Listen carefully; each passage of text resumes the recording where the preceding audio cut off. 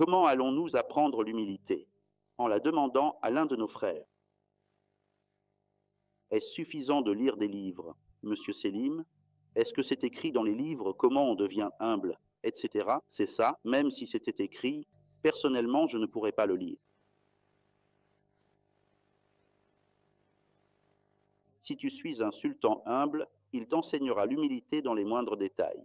Comment est l'humilité? Comment elle devrait être? Le même frère raconte, en voiture, arrêté au feu rouge, un jeune vendeur de simis est venu. Il dit acheter des simis.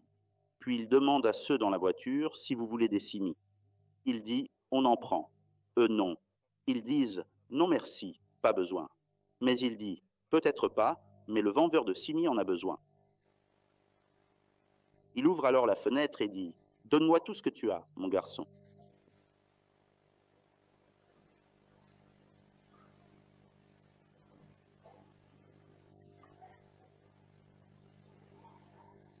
Et il ne s'en vante pas non plus.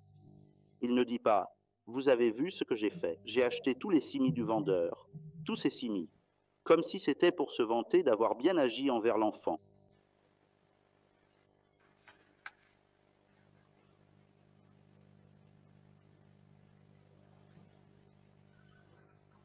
C'est la science du soufisme.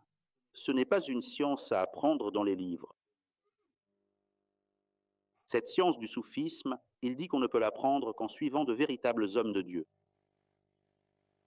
Qu'y a-t-il en elle? Pour l'être humain. Pour qui? Pour l'être humain, tout ce dont il aura essentiellement besoin s'y trouve dans cette science.